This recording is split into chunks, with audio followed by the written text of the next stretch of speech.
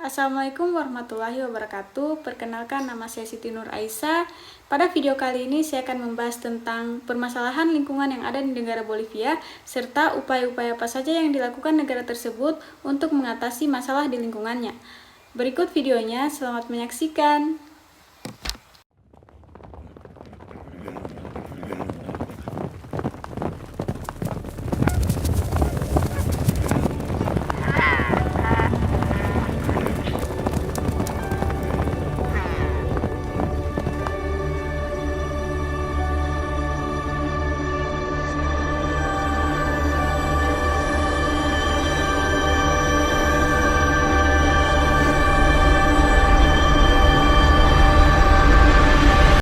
Apa yang pertama kali terlintas di pikiran kalian ketika mendengar negara Bolivia?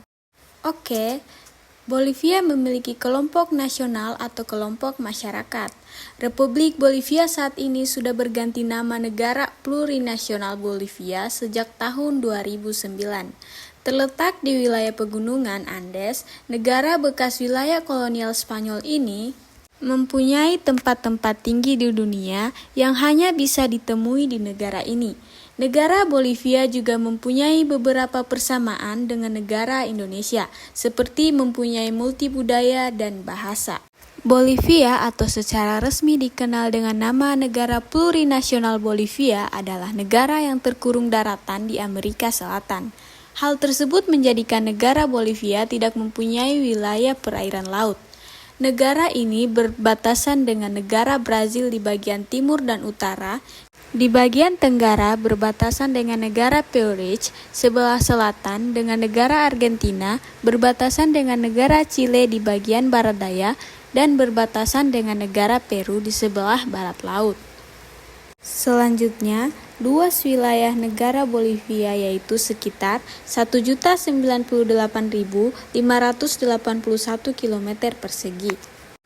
Bolivia merupakan negara terbesar kelima di Amerika Selatan setelah Brazil, Argentina, Peru, dan Kolombia. Bolivia mempunyai dua ibu kota, yaitu Kota Sucre yang berfungsi sebagai ibu konstitusional dan Kota Latas yang merupakan ibu kota eksekutif dan juga menjadi pusat pemerintahannya. Negara ini mempunyai jumlah penduduk sekitar 11.469.896 jiwa, di mana 20% dari populasinya adalah Amerindian dan sekitar 68% merupakan orang-orang turunan Eropa pribumi Amerika dan sisanya dari etnis lainnya. Bolivia mempunyai keanekaragaman bahasa sebagai hasil multikulturalisme. Konstitusi Bolivia mengakui 36 bahasa resmi selain bahasa Spanyol, namun bahasa Spanyol merupakan bahasa yang banyak digunakan di negara Bolivia itu sendiri. Sedikit membahas tentang nama dari negara plurinasional Bolivia. Plurinasional atau plurinasionalisme didefinisikan sebagai koeksistensi dari dua atau lebih kelompok nasional atau kelompok masyarakat yang terpelihara dan diakui dalam sistem pemerintahan. Sistem pemerintahan di Bolivia adalah republik presidensial. Bolivia adalah negara berkembang dan merupakan negara termiskin kedua di Amerika Selatan. Kegiatan utama ekonomi negara ini adalah pertanian, kehutanan, perikanan, pertambangan, dan manufaktur barang-barang seperti tekstil, logam olahan, dan minyak olahan. Setelah membahas sejarah dari negara Bolivia, mari kita bahas tentang sumber daya yang ada di dalamnya. Sumber daya alam ialah semua kekayaan bumi, baik biotik maupun abiotik, yang dapat dimanfaatkan untuk memenuhi kebutuhan manusia dan kesejahteraan manusia. Misalnya, tumbuhan, hewan, udara, air, tanah, bahan tambang angin, cahaya matahari, dan mikroba. Sumber daya alam dapat dibedakan berdasarkan sifat dan potensinya. Pertama, berdasarkan sifatnya, sumber daya alam yang terbarukan, sumber daya alam yang tak terbarukan, dan sumber daya alam yang tidak habis. Sumber daya alam yang terbarukan misalnya hewan, tumbuhan, mikroba, air, dan tanah. Sumber daya alam yang tidak terbarukan misalnya minyak tanah, gas bumi, batu bara, dan bahan tambang lainnya. Sumber daya alam yang tidak habis misalnya udara, matahari, energi, pasang surut, dan energi laut. Berdasarkan potensi, sumber daya alam dibedakan pula menjadi 3 bagian seperti sumber daya alam materi, sumber daya alam energi, sumber daya alam ruang. Sumber daya alam materi merupakan sumber daya alam yang dimanfaatkan dalam bentuk fisiknya. Sumber daya alam merupakan sumber daya alam yang dimanfaatkan berdasarkan energinya. Sumber daya alam ruang merupakan sumber daya alam yang berupa ruang atau tempat hidup, misalnya area tanah, daratan, dan angkasa. Berdasarkan jenisnya, sumber daya alam non-hayati atau abiotik dan sumber daya alam non-hayati atau biotik merupakan sumber daya alam yang berupa makhluk hidup, misalnya tumbuhan, mikroba, dan manusia. Sedangkan sumber daya alam non-hayati merupakan sumber daya alam fisik, yaitu sumber daya alam yang berupa benda-benda mati, misalnya bahan tambang, tanah air, dan kincir angin.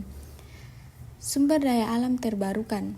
Sumber daya energi terbarukan adalah yang digantikan oleh proses alami dari waktu ke waktu dengan tingkat konsumsi lebih lambat dari kecepatan penggantian untuk menjaga keberlanjutan.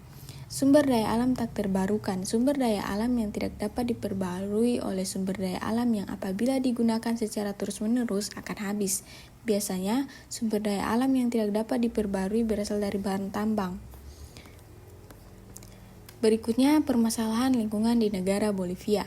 Permasalahan lingkungan hidup di Bolivia mencakup penggundulan hutan yang disebabkan oleh pertanian, komersial, urbanisasi, dan penebangan liar, serta hilangnya keanekaragaman hayati yang disebabkan oleh perdagangan satwa liar ilegal, perubahan iklim, penggundulan hutan, dan perusakan habitat.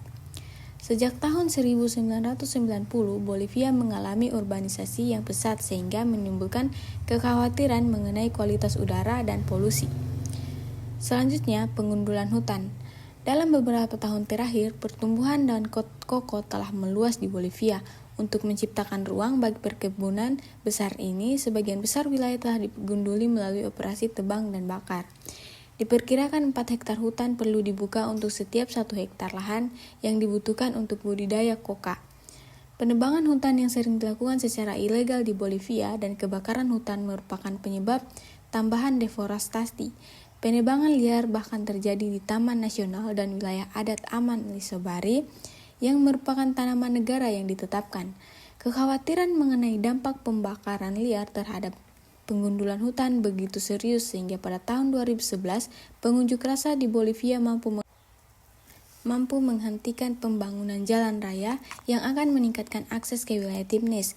Jaringan jalan raya Bolivia masih terbelakang sehingga membatasi akses ke kawasan hutan tertentu.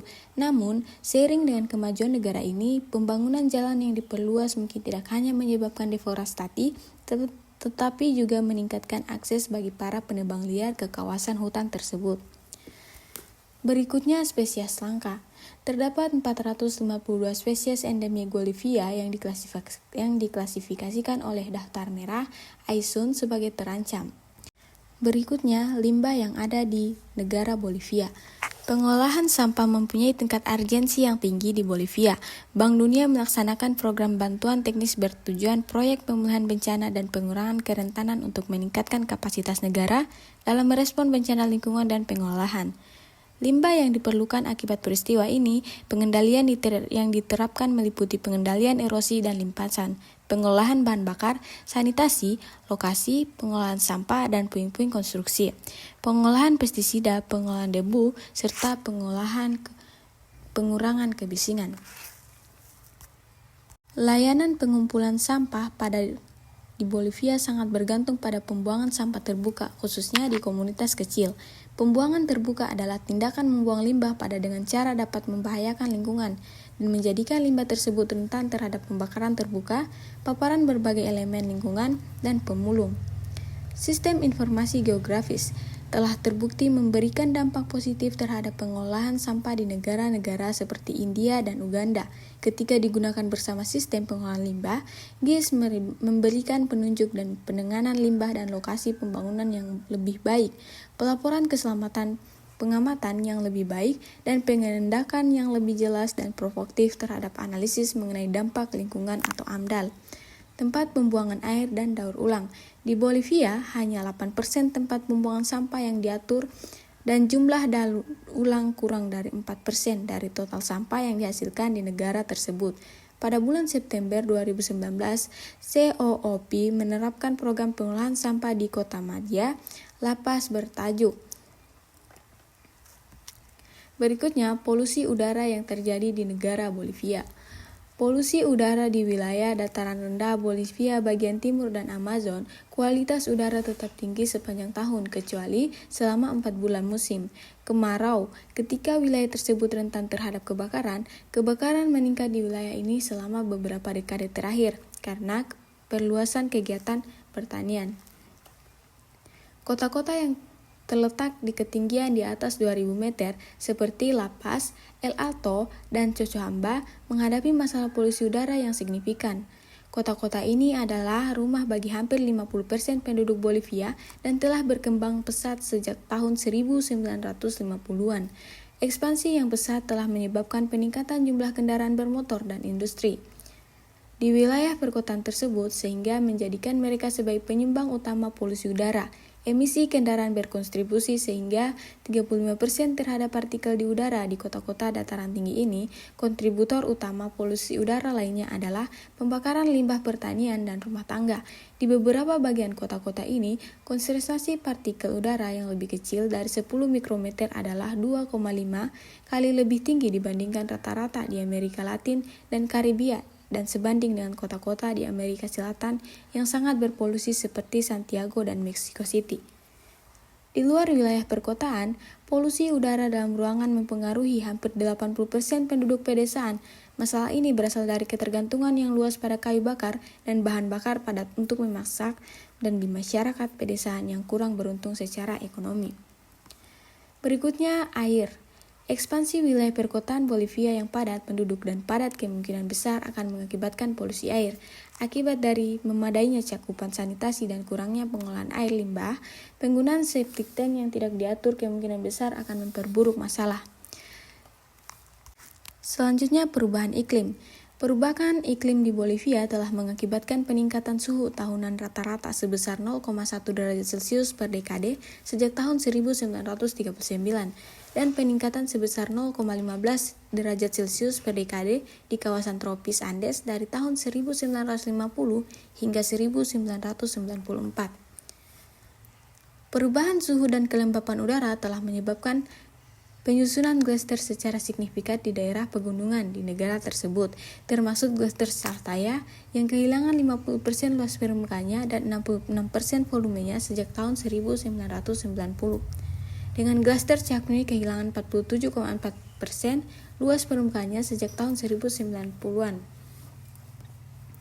Oke, yang berikutnya, pencemaran tanah.